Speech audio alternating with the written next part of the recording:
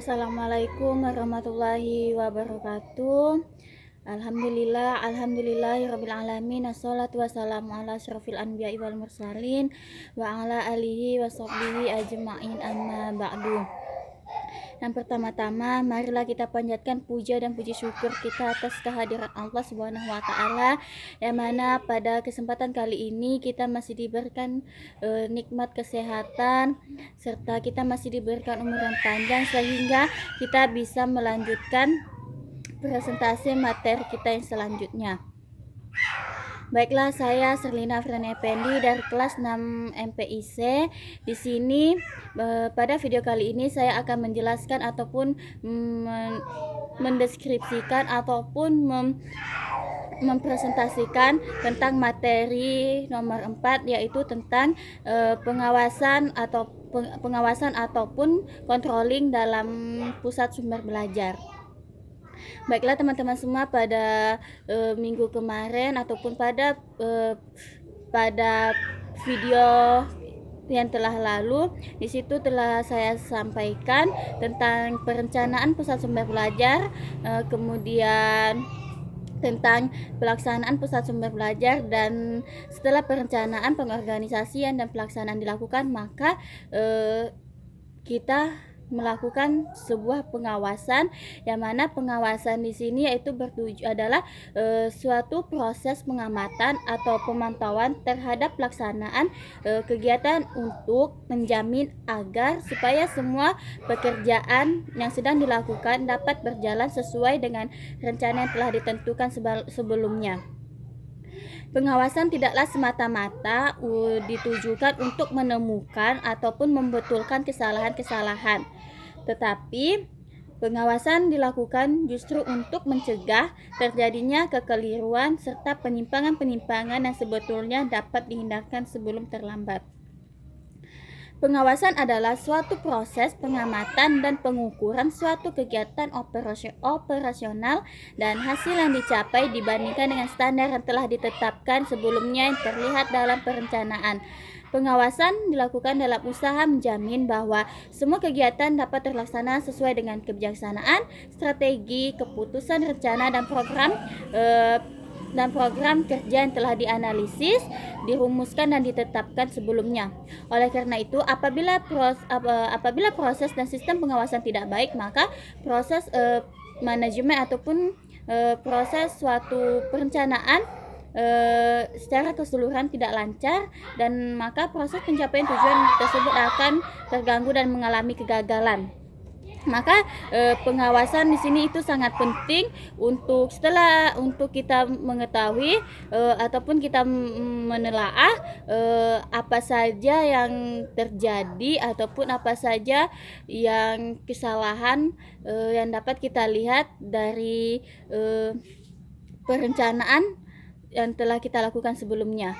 Maka di dalam pengawasan itu, maka dalam pelaksanaannya pengawasan dilakukan dengan mengikuti beberapa metode tertentu.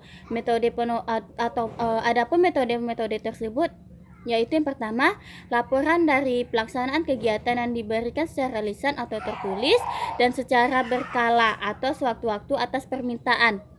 Yang kedua, penelaahan terhadap buku catatan tugas atau hasil kerja, jadwal kegiatan, bahan kemajuan pekerjaan, ataupun grafik lainnya.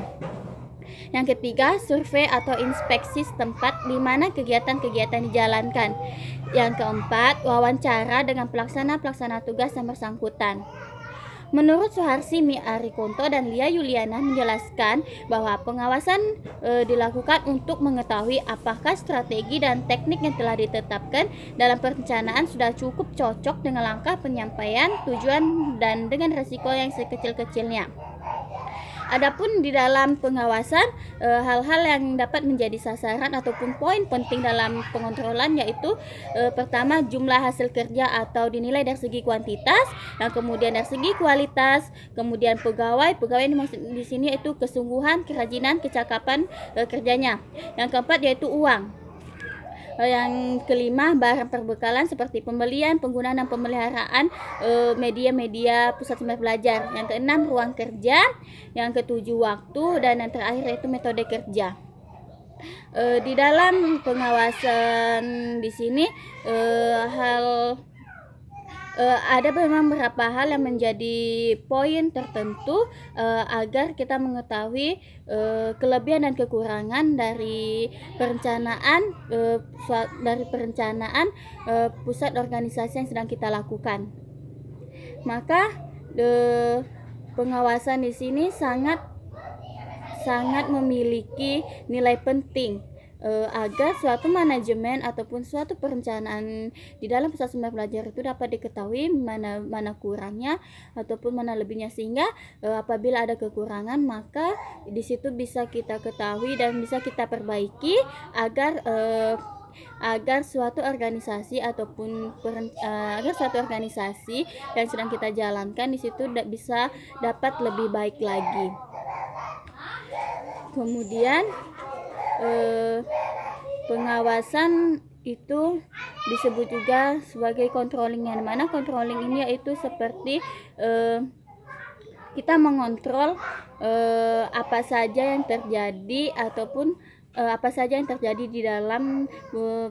di dalam kegiatan yang sedang kita lakukan, termasuk di sini yaitu dalam pusat sumber belajar.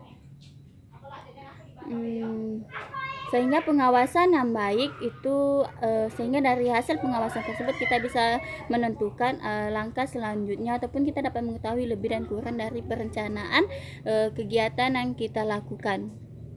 Baiklah, demikian video yang dapat saya sampaikan. Mohon maaf apabila ada salah kata, dan semudah-mudahan apa yang saya sampaikan bisa dapat bermanfaat bagi saya pribadi dan bagi siapapun yang mendengar video saya ini. Kepada Bapak dosen pengampu saya ucapkan terima kasih dan saya akhiri. Wassalamualaikum warahmatullahi wabarakatuh.